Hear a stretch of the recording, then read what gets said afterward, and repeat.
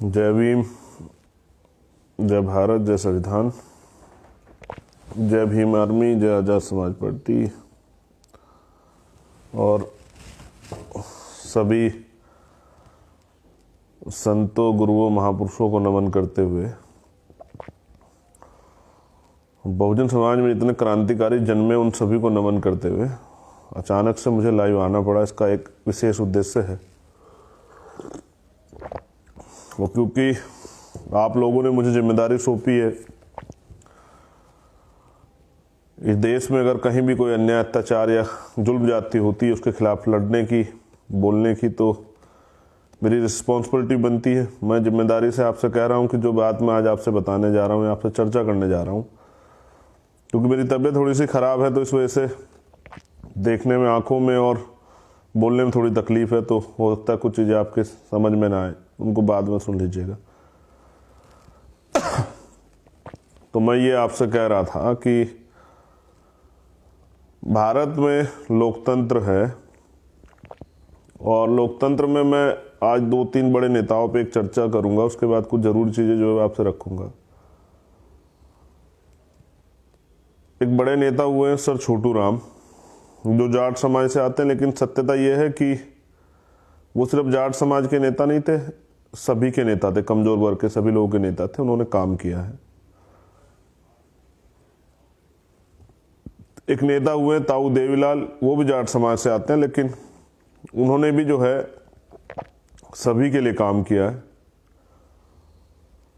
और एक नेता उत्तर प्रदेश से आते हैं, उनका नाम है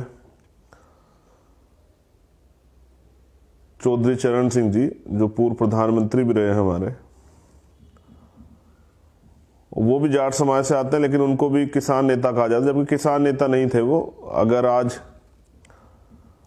इस देश में कमजोर वर्ग के लोगों पे जमीनें हैं, तो ये देन है सर छोटी राम की, और उनके बाद जो है ताऊ देवीलाल की और चौधरी चरण सिंह जी की। चौधरी चरण सिंह जी के बारे में जब आप जानेंगे तो आपको पता लगेगा कि वो थे तो आज जमीनें हैं लोगों के पास, लोग खेती कर पाते हैं।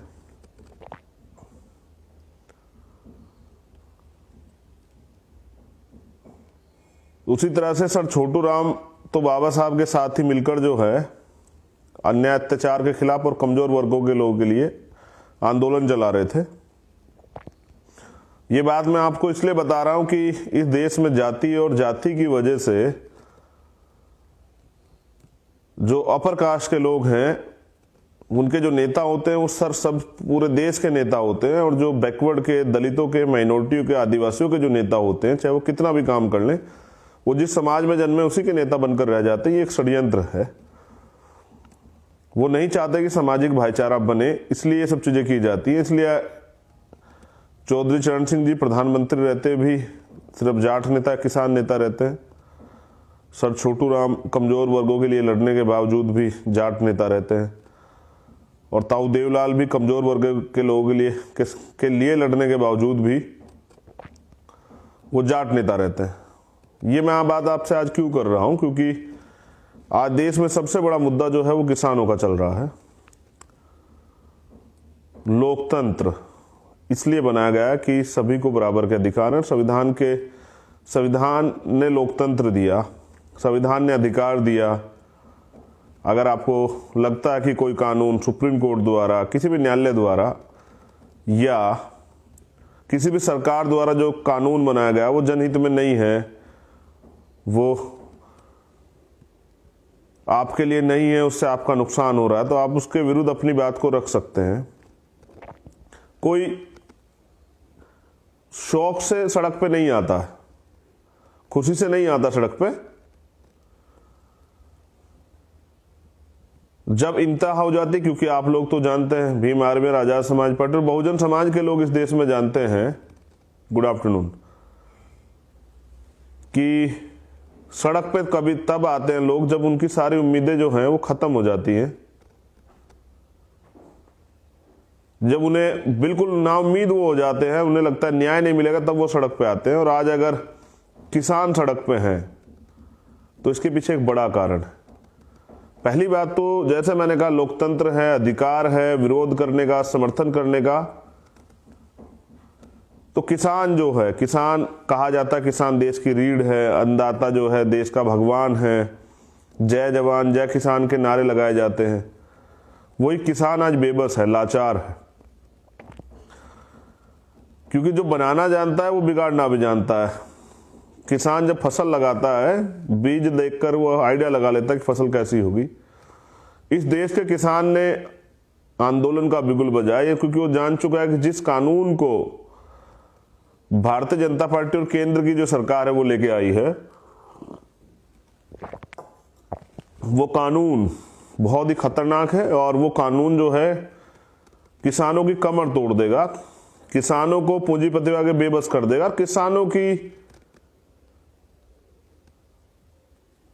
जो पूंजी है, उसकी भूमि जो उसको जिसको मां कहता है, उसको छीन लेगा। किसान यहां कर्जदार हो जाएगा। मैं किसान पे इसलिए बात कर रहा हूं, मैं आज काफी बात करूंगा आप लोगों से। किसान, अन्नदाता, देखिए जैसे सीमा पे जवान होते हैं ना, जय जवान जय किसान, तो उनको भी तनख्वाह मिलती है, लेकिन उनका समर्पण होता है। वो रात को 2 बजे 4 बजे ड्यूटी करते हैं। वो धूप, बारिश, ठंड, कोई भी मौसम हो। उसी तरह से किसान भी रात को 2 बजे पानी देता है। उसको उसकी फसल की लागत नहीं मिलती, उसके बच्चे भी उसके साथ होते हैं। प्राकृतिक मार, ओला, बारिश, तमाम चीजों से लड़ता है जो समय के अनुरूप नहीं हो पाती। कभी कभी बारिश नहीं होती तो पानी के लिए परेशान होता है, कभी कभी जब पानी ज्यादा हो जाता है तो पानी निकालने के लिए परेशान होता है। आप समझिए कि किसान कितना बेबस होता है, और फिर उसको उसकी फसल का उचित मूल्य नहीं मिलता, उसके परिवार भी उसमें पिसता है। खाली किसान नहीं पिसता है। देश की विडंबना है कि यहाँ पूंजीपति पैसे लेके भाग जाता है और किसान आत्महत्या करता है। बड़े दुख का विषय, जो जिसकी वजह से हमारे घरों में अन्न आता है, वो किसान आत्महत्या करता है। और उसकी आत्महत्या पर चर्चा नहीं होती। कोई अमीर आदमी, कोई फिल्म स्टार, कोई और आत्महत्या करता है तो उस पर डिबेट होती है, 2-2 महीने टीवी पे चलता है। लेकिन वो किसान किस बेबसी में ये सब चीजें करता है, और उसका जिम्मेदार जो सरकार है उस पर कोई चर्चा नहीं होती है। मैं बात आपको इसलिए कह रहा हूं कि आंदोलन किसान इसलिए कर रहा है क्योंकि वो मजबूर हो चुका है। उसको पता है कि सरकार उसकी नहीं सुनेगी। 2.5 महीने से वो अपने घरों के बाहर, अपने गांव में, अपने अपने प्रदेशों में वो आंदोलन कर रहा था, सड़कों पे था, सरकार ने कुछ नहीं सुनी। लेकिन इस बार सरकार का पाला जिन लोगों से पड़ा है उनको किसान कहते हैं। तो सरकार कोई बहुत भारी पड़ने वाला है। पहली बात तो किसान दिल्ली क्यों नहीं आ सकता, सवाल सबसे बड़ा ये है। मुझे भी एक बार जब जमा मस्जिद का आंदोलन हुआ तो मुझे भी दिल्ली आने से रोका गया था। मामला बिल्कुल साफ था कि आंदोलन मजबूत ना हो।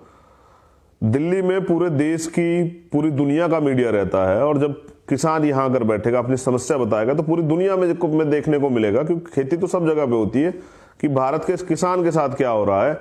यहाँ प्रजातंत्र है, लोकतंत्र है, लेकिन किसान जिस कानून को नहीं चाहता उसको लागू जबरदस्ती किया जा रहा है। बेबस होकर वो सड़कों पे है, आंदोलन कर रहा है। मैं मानता हूं महामारी है, मगर मुझे बताइए कि जब इतनी बड़ी बड़ी रैलियां आपने की हैं, चुनाव कराया है, किसी की नहीं सुनी है, चुनाव आयोग आपके बिल्कुल जो है मोहरा बना हुआ है। जब आपने चुनाव कराया तब तो कोरोना नहीं था। जब बड़ी बड़ी रैली भारतीय जनता पार्टी के प्रधानमंत्री, गृह मंत्री अभी बंगाल में जाके कर रहे हैं, या बिहार में आपने की, तमाम सारे नेता, बीजेपी के राष्ट्रीय अध्यक्ष और बीजेपी के नेता, अन्य पार्टी के सब नेता जब वो रैलियां कर रहे थे जिसमें हजारों हजार लोग सम्मिलित हो रहे, तब तो कोरोना का डर आपको नहीं था, क्योंकि आपके लिए सत्ता सब कुछ हो चुकी है। तो कोरोना कोई आपके लिए खेल है, कोरोना की आप परवाह कर रहे हैं। तो आप इसी बीच में जो है राम मंदिर का शिलान्यास कराते हैं, इसी बीच में जो है आप तमाम तरह की जो है और धार्मिक उत्सव कराते हैं, उस पर आपको कोरोना नहीं दिखाई देता। अभी छठ पूजा हुई, इस पर इतनी भीड़ हुई है तमाम, वहां मतलब आप क्या समझ रहे, जनता को बेवकूफ समझ लिया गया सरकार ने। कि जब भी कोई आंदोलन की बात करेगा तो कोरोना आ जाएगा, उससे पहले कोरोना नहीं होगा। जब आप इतनी बड़ी बड़ी रैलियां करेंगे तब कोरोना नहीं होगा। सरकार को पता है कि अगर किसान दिल्ली आके बैठ गए तो ये आंदोलन इतना मजबूत हो जाएगा कि सरकार को इनके आगे झुकना पड़ेगा। और सरकार पूंजीपतियों से पैसे ले चुकी है, पूंजीपतियों से वादा कर चुकी है अपने मालिकों से कि नहीं, हम आपकी इस ये जो आपको मुनाफाखोरी चाहिए, मुफ्तखोरी चाहिए, इसमें हम आपकी मदद करेंगे। इसलिए सरकार डर रही है।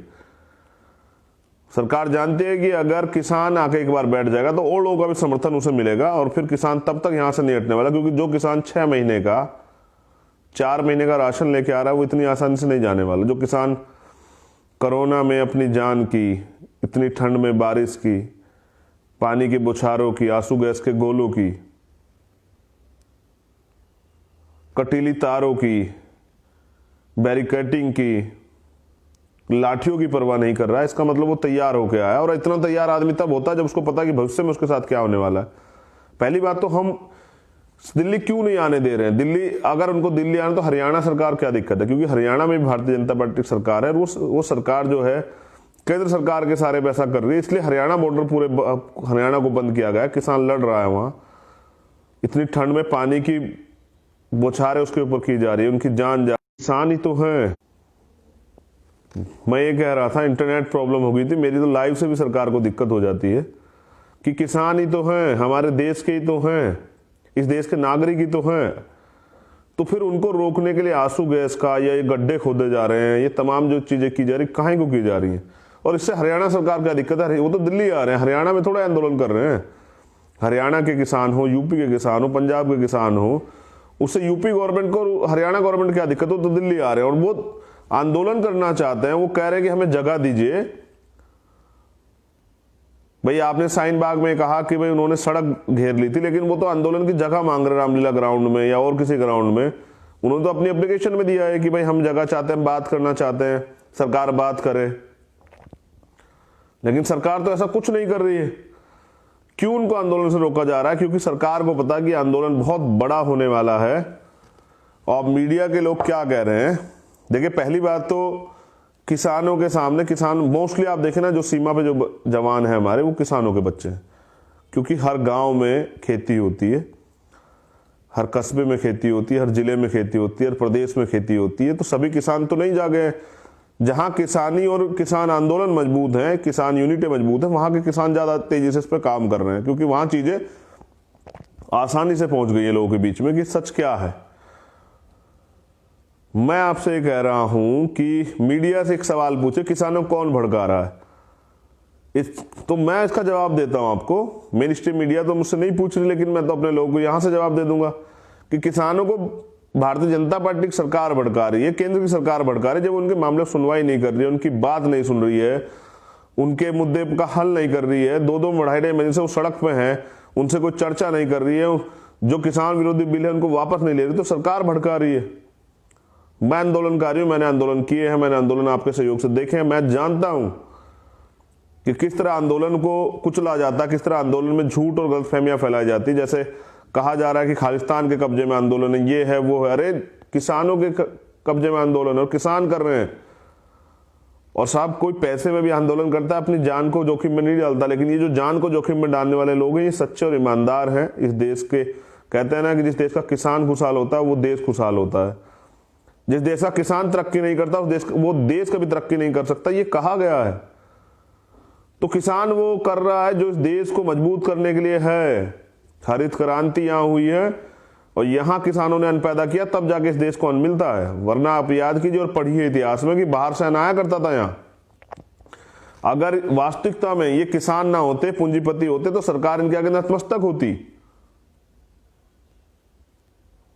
मेरी किसानों से बात हुई है, वो कह रहे हैं कि हम इस आंदोलन को अपने आप लड़ रहे हैं, आप बेफिक्र रहिए, मजबूती से लड़ रहे हैं, हम तय करके आए हैं। आपकी मदद की जरूरत पड़ेगी तो आपको भी बुलाया जाएगा, आपसे भी कहा जाएगा। मैंने पिछली बार भी उनका समर्थन किया था। तो मैं उनको ये बता रहा हूं, उनको नहीं बता रहा हूं, देश को बता रहा हूं कि कब तक हम इस तानाशाही सरकार के आगे अकेले अकेले लड़ते रहेंगे। आज जरूरत है देश को किसान आंदोलन के साथ खड़े होने की। सरकार उनकी सुन नहीं रही है, पुलिस उनके ऊपर, जैसा मैंने बताया कि मोस्टली जो है, जो पुलिस में हो, सीआरपीएफ में हो, आईटीबीपी में हो, या पैरामिलिट्री फोर्स में हो, या सीमा पे जो जवान है, वो मोस्टली किसानों के परिवार से करते हैं। आप देखिए कि बाप और बेटे को आमने सामने खड़ा कर दिया है।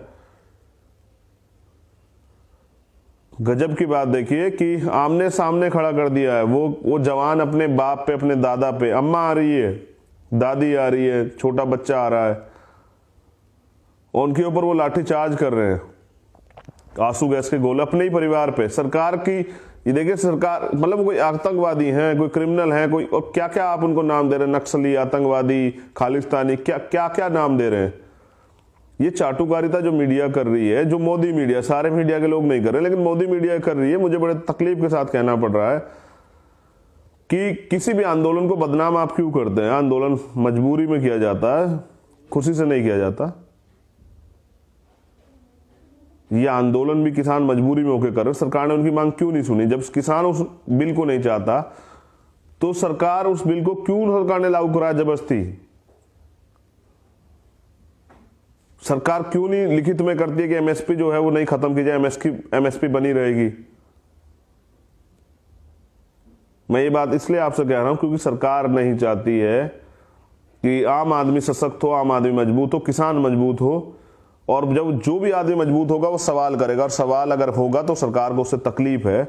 अब हमें करना क्या है, ये बात मैं आपको बता रहा हूं, बहुत महत्वपूर्ण बात है। भीम आर्मी और आजाद समाज पार्टी के कार्यकर्ता अगले जो पूरे देश में रहते हैं, जहां जहां किसान आंदोलन कर रहे हैं, सबसे पहले हमें उनकी मदद करनी है, उनके लिए खाना। आप लोग गौर से सुन लीजिए, मैं हमेशा आपके ऊपर भार डालता रहता हूं, लेकिन ये भार जो है जनहित में, क्योंकि बाबा साहब ने कहा, हमें सिखाया है कि अन्याय अत्याचार के खिलाफ लड़ना बहुत जरूरी है, संघर्ष करना बहुत जरूरी है। और अन्याय अत्याचार जब कहीं होता है तो मैं कभी चुप नहीं रहता हूं। आज किसानों के साथ अन्याय अत्याचार हो रहा है, अगर उनको आराम से आने दिया जाता तो शायद मैं लाइव नहीं कर रहा होता, लेकिन जो दुर्दशा उनके साथ हो रही है वो बहुत गलत है। मैं इसका विरोध करता हूं, और मैं चाहता था कि सरकार को चाहिए किसानों की मांग सुने, किसानों को दिल्ली आने दे, किसानों से बात करें, उनके मुद्दे को हल करें। वो भी आम आदमी, वो भी घर जाना चाहते हैं, उनके परिवार हैं, उनके भी घर परिवार में तकलीफ हो रही है, वो भी परेशान हो रहे हैं। इस आंदोलन में किसी के साथ कोई हादसा भी हो सकता है, कौन जिम्मेदार होगा? अपने अपने बड़े बड़े गड्ढे खोदे। मैं मानता हूं कि सरकार को डर है, और डरना भी चाहिए। अगर सरकार लोकतंत्र में जनता से नहीं डरेगी तो डरेगी किससे? तो ये हमारे देश के जनता है, और विकल्प ये जो है विपक्ष की भूमिका अदा कर रहे हैं। तो मैं सबसे पहले तो किसान भाइयों को धन्यवाद देता हूं, उनको सलाम करता हूं, उनके हौसलों को सलाम करता हूं, और ये भी उम्मीद करता हूं कि जिस तरह मैंने आपका आंदोलन बहुत करीब से देखा, ये कोई आपको नहीं रोक पाएगा। आप आएंगे भी और आप जीतेंगे भी, और दिल्ली फतेह भी आप करेंगे। आपने इस सरकार को बनाया था, आप इस सरकार को जो है सबक भी सिखाएंगे, मुझे ऐसा भी पूरा भरोसा है। लेकिन मैं जो आपसे अपील कर रहा हूं कि किसानों भाइयों का तो धन्यवाद करते हैं, लेकिन आपको क्या करना है कि जो हरियाणा से, पंजाब से और दिल्ली आसपास से जो लगे हुए लोग हैं, उनको ये करना है कि जो किसान रास्ते में आ रहे हैं उनके लिए खाने का, पीने के लिए पानी का, सर्दी के कपड़ों का, और जो तमाम ज़रूरतें उन लोगों को हैं उनकी, उसके लिए मदद करवानी। हम इस आंदोलन में, इस आंदोलन किसान लीड कर रहे हैं, वही लीड करेंगे। हम लोग समर्थक की भूमिका में रहेंगे, क्योंकि हमारा अंतिम उद्देश्य सरह लेना नहीं है, मदद करना है। तो जो भी मदद आप कर सकते हो, जो किसान आंदोलन में आ रहे हैं उनके लिए खाने, क्योंकि उनमें हिम्मत रहेगी तभी तो सरकार के खिलाफ संघर्ष कर पाएंगे। सरकार ने तो उनकी हिम्मत तोड़ने के लिए सब कुछ कर दिया है। तो जो मैंने कहा कि जिस तरह से हमारे गुरु घर दिल्ली में है, पहले हमने बहुत सारे आंदोलन में मदद की है, जिस तरह से हमारे मस्जिदें यहाँ हैं, हमारे गुरु घर यहाँ हैं, वहाँ तमाम जगह पे हम लोग करना क्या कि उनके लिए खाने की, पानी की, पीने के पानी की, उनके लिए दवाइयों की, उनके लिए गर्म कपड़ों की, तमाम तरह की व्यवस्थाएं जो हम उनके लिए कर सकते हैं वो हमें करनी। ये हमारे अपने लोग हैं और ये आंदोलन कर रहे हैं, हमें सीख मिल रही है, हमें बल मिल रहा है कि आंदोलन जारी है।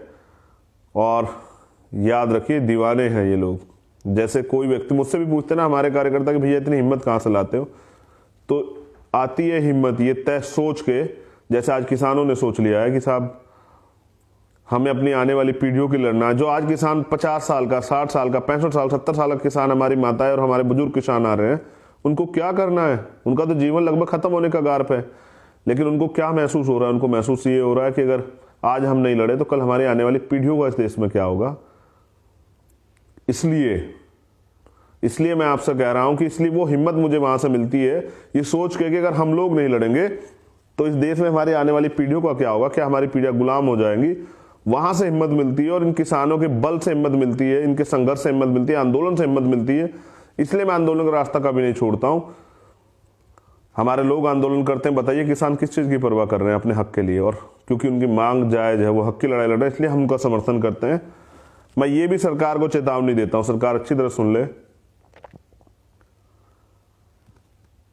मैं इस आंदोलन को पहली बात तो किसी भी कीमत पे खराब नहीं होने दूंगा। आपके झूठे आरोप सरकार के लोग लगा रहे हैं, मीडिया के लोग लगा रहे हैं, उनको कभी जो है हम लोग बिल्कुल भी इस आंदोलन को बदनाम नहीं होने देंगे। इसलिए हम पीछे खड़े होकर इस आंदोलन में मदद कर रहे हैं और आगे भी करते रहेंगे। लेकिन दूसरी बात, अगर किसानों को गिरफ्तार किया गया तो मैं पूरी जानकारी और पूरी जिम्मेदारी के साथ ये कह रहा हूं कि मैं खुद सड़कों पर उतरूंगा और इस देश में जेल भरो आंदोलन चलाऊंगा। भीम आर्मी और आजाद समाज पार्टी कार्यकर्ता तैयार हो जाए। इस लड़ाई की शुरुआत जो है किसानों ने की है। अगर उनके साथ जुल्म जाती होती है, उनके साथ अत्याचार होगा, तो हम लोग उनके समर्थन में सड़कों पे भी उतरेंगे और जेल भरो आंदोलन भी चलाएंगे। लेकिन अगर सरकार ये सोचती किसान अकेले हैं, तो ऐसा नहीं है। हम सब लोग उनके साथ हैं और हम सब लोग उनकी मांग का समर्थन करते हैं। और मैं चाहता हूं सरकार उनकी मांग को माने। सरकार किसानों को दिल्ली आने दे, उनको आंदोलन करने की जगह दे, उनसे वार्ता करे, उनकी मांग को माने और इन काले कानूनों को वापस ले। और सरकार ऐसा नहीं करती, सरकार तानाशाही दिखाती है। प्रधानमंत्री मोदी जी और उनकी सरकार अगर तानाशाही दिखाती है, खट्टर साहब अगर तानाशाही दिखाते, तो मैं ये कहना चाहता हूं कि अगर किसानों को गिरफ्तार किया गया, उनको दिल्ली आने की इजाजत नहीं दी गई बहुत जल्द, तो हम लोग सड़कों पे भी उतरेंगे और उनको प्रोटेक्ट भी करेंगे। 2 दिन से हम इंतजार कर रहे हैं कि आप आराम से उनको आने दें। अगर आप जुल्म जाती करेंगे तो हम जुल्म जाती होते नहीं देखेंगे किसी भी कीमत पे। फिर मैं भीम आर्मी के लोगों से भी लाइव आके दरखास्त करूंगा, अगर आपने किसानों को जेल में डालने का काम किया तो कि भाई आप लोग भी सड़कों पे आइए। और जेल हम देखते हैं सरकार की जेलों में कितना दम है और कितनी जगह है उन जेलों में। भीम आर्मी और आजाद समाज पार्टी के लोग जो दीवाने हैं अपने देश के लिए, अपने अधिकारों के लिए, वो इतनी आसानी से नहीं पीछे हटने वाले। वो जेल भरो आंदोलन चलाएंगे और मैं सरकार को देखूंगा, सरकार की अपने साथियों के सहयोग, सरकार की जेलों में कितनी जगह है। लेकिन अगर सरकार जुल्म जाती और अन्याय करेगी तो ये बर्दाश्त नहीं होगा। सरकार को चाहिए कि लोकतंत्र में विरोध के आंदोलन को जिंदा रखे, लोकतंत्र बना रहे दे। विपक्ष का भूमिका जो किसान अदा कर रहे हैं उनको आंदोलन करने दे, क्योंकि यहां अन्ना हजारे का आंदोलन भी तो हुआ था, यहां बाबा रामदेव का आंदोलन भी तो हुआ था। तो क्या दिक्कत है? शांतिपूर्वक आंदोलन कर रहे हैं 2.5 महीने से किसान, आपने नहीं सुनी तभी मजबूरी में आ रहे हैं। लेकिन ये घमंड, ये तानाशाही ज्यादा दिन नहीं चलने वाली। हम किसानों के साथ हैं, किसान आंदोलन के साथ है। जय जवान, जय किसान, जय भीम, जय भारत, जय संविधान। लेकिन मैं अपने नौजवान साथियों से कहना चाहता हूं कि तैयार हो जाइए। अभी आपको उनकी मदद करनी है, जो मैंने आपको बताया, खाने से के सामान से, पीने के सामान से, उनके लिए दवाइयों की, उनके लिए गर्म कपड़ों की, और भी जो भी व्यवस्था है उनके लिए चाहिए वो। और सरकार अगर किसानों के साथ जुल्म ज्यादती करेगी तो फिर हम लोग सड़कों पे उतरेंगे, जेल भरो आंदोलन चलाएंगे। लेकिन किसी भी कीमत पे अगर कोई भी आंदोलन देश में चलेगा उसको कमजोर नहीं पड़ने देंगे। हम सब लोग किसानों के साथ हैं और किसानों को धन्यवाद देता हूं इस आंदोलन के लिए कि आपने दोबारा से एक बड़ी ताकत दी इस आंदोलन को चला के, और ये साबित किया कि ये देश जो है आंदोलन से तैयार हुआ है।